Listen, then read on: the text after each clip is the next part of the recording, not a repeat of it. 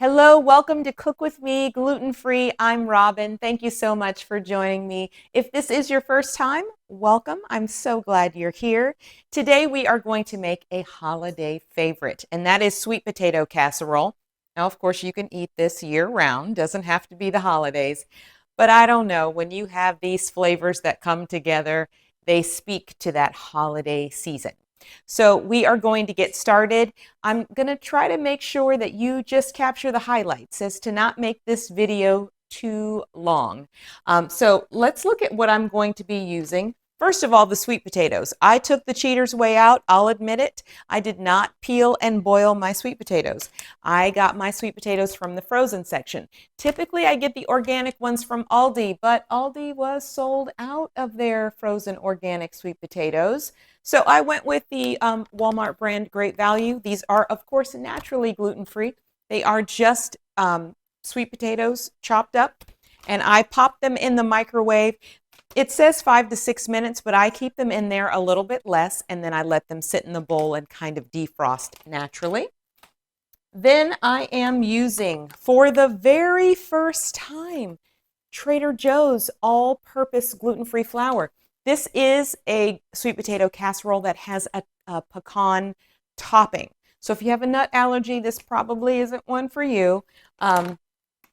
But I have not used the Trader Joe's all-purpose gluten-free flour, so we're going to try that today with the topping. So this recipe is going to be done in two parts because you've got the filling of the casserole and then the crumb topping. And what else goes into the topping are the chopped pecans. I do use Fisher, and it does say that they, of course, are naturally gluten-free, so they don't add anything to them.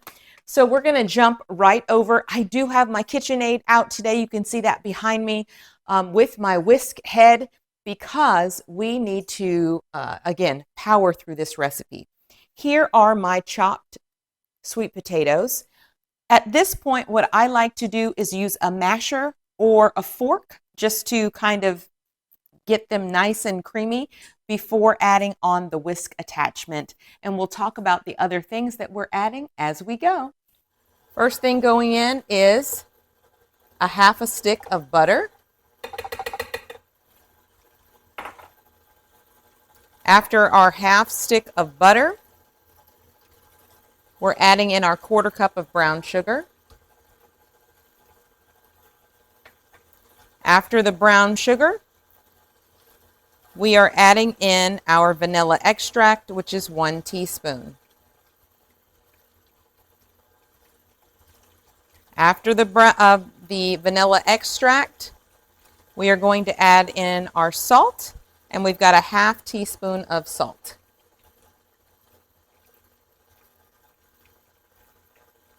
In addition to that, I have 1 teaspoon of nutmeg. I'm going to let that mix for a bit before I add in my nutmeg. I'm going to put in my half cup of milk.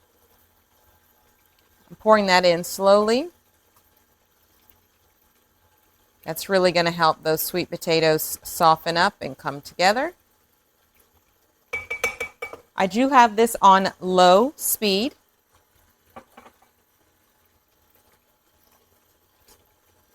I'm going to crack my eggs into my measuring cup to make it easier for myself to pour in around the KitchenAid, and of course to make sure I don't get any shells in.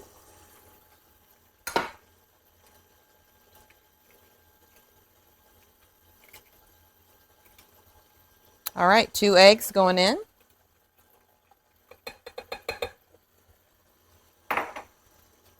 Now, if you are using a KitchenAid, make sure you're making sure everything is off the edges.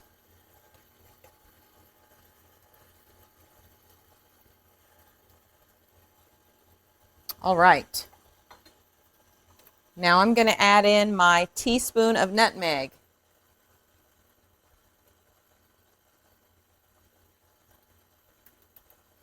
That's what really gives it that holiday kick. Make sure everything is in. Now here I have another 1/4 cup of white sugar. I may or may not use all of this.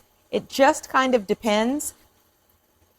As you know, some sweet potatoes are sweeter than others, and sometimes I need a little more sweetness, but I do like to kind of give it a little bit of a taste. I know we should not eat raw eggs. Warning, we should not eat raw eggs, but I will get a little taste just to see how sweet it is. I'm going to let this mix for a bit. I'm going to turn the speed up just a little bit, and then I'll be back. Sweet potatoes are all blended. Now there will still be some chunks in there, and you can pretty much get it as smooth as you want, but I think for this casserole it's nice to have a little, just a few chunks.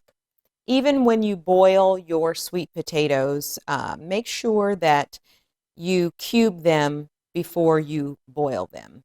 That way they get nice and soft. So I have 2 pans. This is the pan that I'm going to use to serve in, and I'm going to make a little small one for us to taste right away.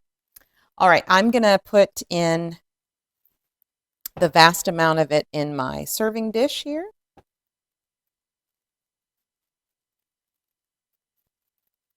And then we will reserve a little bit for our little sample batch right here. Get the rest of this out.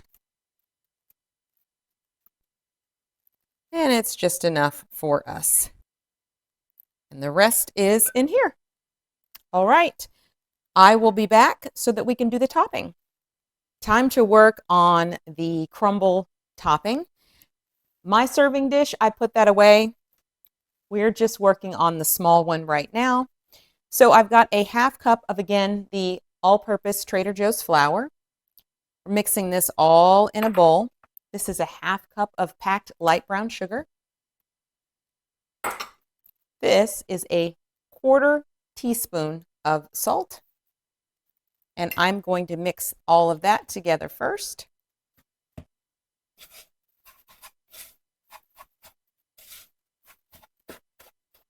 And once we add in the butter, that's when we're going to get our perfect little crumbly topping.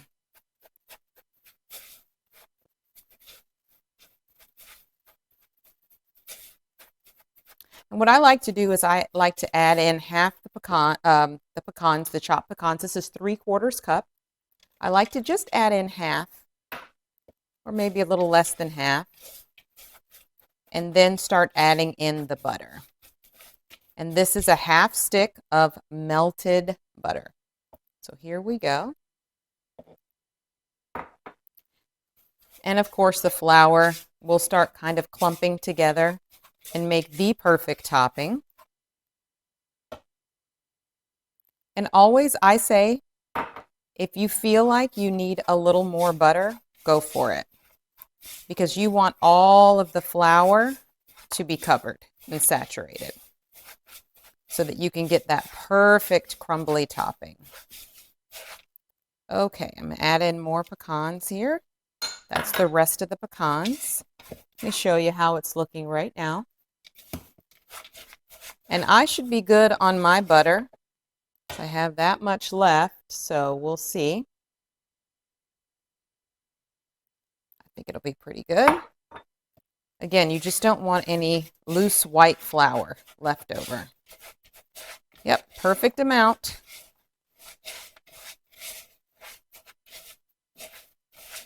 And what you're going to do is just to reach in with clean hands, of course, and you're going to take that crumble topping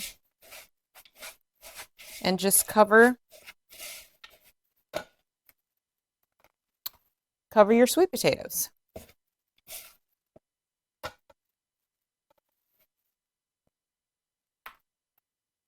Just like this. And I tell you what, as I mentioned, or did I mention it earlier? It kind of tastes like a dessert, to be honest. But it is served and paired very well with holiday dishes, or again, you can make it any time during the year. And once this goes in the oven, it is going to stay in for, let's see, 25 to 30 minutes. Now, when I'm making larger pans of this, I have had to leave it in closer to like 45 minutes, but you're going to know. You're going to know when you look at it. You are definitely going to know. Okay, I'm going to get this in the oven. I'm going to set my timer to 25 minutes and check it, and I'll let you know how long it stayed in when it's ready to come out. Wait for it. Here it comes. I cannot tell you how good that smells. It smells amazing, and I hope it tastes just as good. It usually does. Just a reminder, this time around I'm using the gluten-free all-purpose flour from Trader Joe's. Okay, I've got a spoon. I'm going to spoon up a little corner. Now, I did keep this in the oven, about 50 minutes total. I want you to see it from the side here. You see how beautiful that is? It cooks up. I mean, just lovely. The crust is honestly the best part. Let's be honest. The crust is so good. Okay, let's get a little bit of everything. Now you want to keep an eye on it because you want it to get golden brown and you want it to set up in the middle so it's kind of, firm to the touch. Because we're all using different size and shape dishes, we just never really know for sure how long that cooking time will be. On average, it might be 35 minutes if it's spread thin, but that one is a little bit thicker. So here we go.